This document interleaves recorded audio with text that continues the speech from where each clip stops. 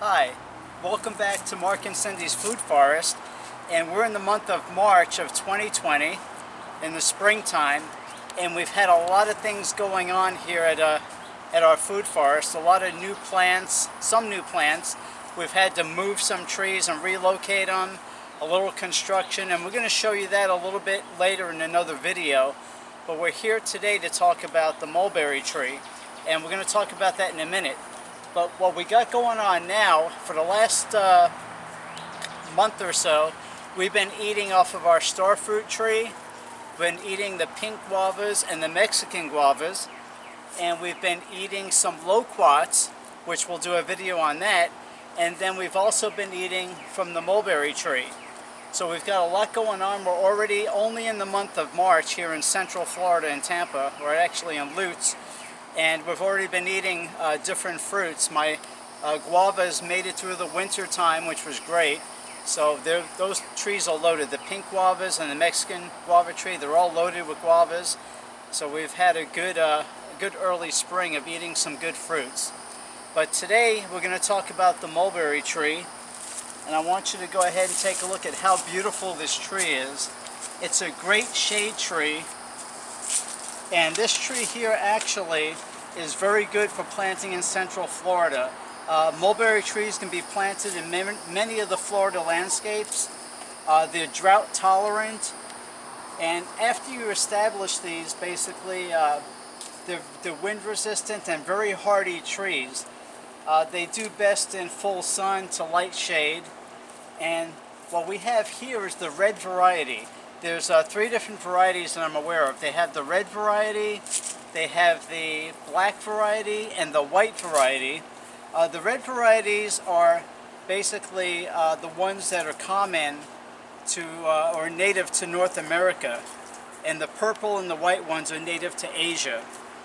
And the red varieties start fruiting, they start actually blooming in late winter and into early spring, and by early spring, as you can see, we're going to show you in a moment, you already have fruit.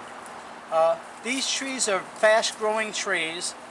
They're very hardy. They take, once they're established and this big, they take a drought very well.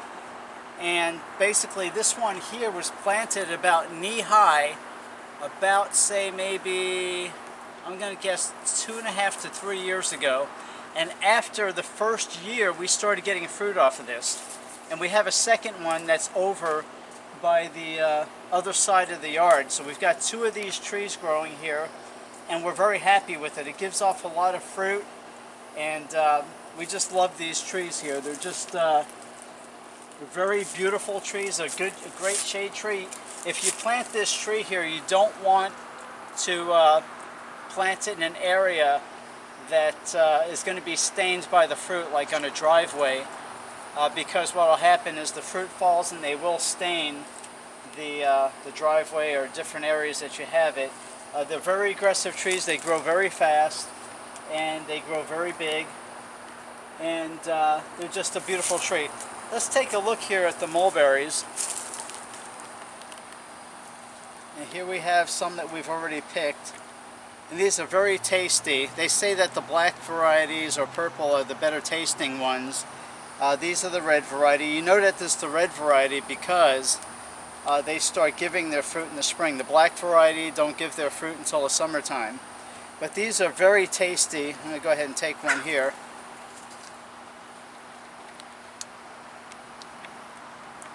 Very good tasting fruits. These are very awesome. A lot of fruit on a tree this size. As far as taking care of this tree, when it comes to pruning, a lot of people do not prune the tree very much. I do prune it to try to keep it manageable, and I prune this basically the day after Super Bowl Sunday. And shortly after that, the leaves just like came out like crazy. And as you can see, it's this beautiful tree. And the fruit started coming like right away. As far as fertilizing goes, basically I give this a 2-10-10. A lot of people say it doesn't need a whole lot of fertilizer, but when it comes to after pruning it, I still give it a 2-10-10 for fruit production. Less nitrogen, so we don't get a whole lot of growth. and it does very well.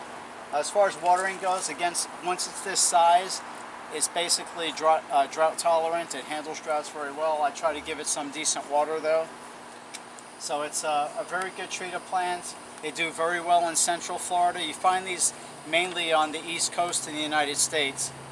And here in Central Florida, the red variety does very well here in Central Florida, here in Lutz. So again, a beautiful tree. Just wanted to do this video, and it is March 20th, and we are dealing with the coronavirus. And a lot of people are basically stressed out this time of year. And we want to be prepared, we want to do what we can. And I still have to work my garden, and I find it very peaceful to work in the garden that God has given me. And I also trust the Lord to take care of me in times like this. So anyway, just know that there is a God and that He will take care of you. If you'll look to Him and confess your sins and look up to Jesus, He'll take care of you.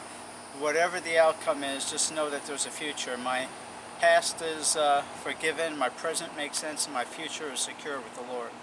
So anyway, until we meet again, be blessed and keep growing.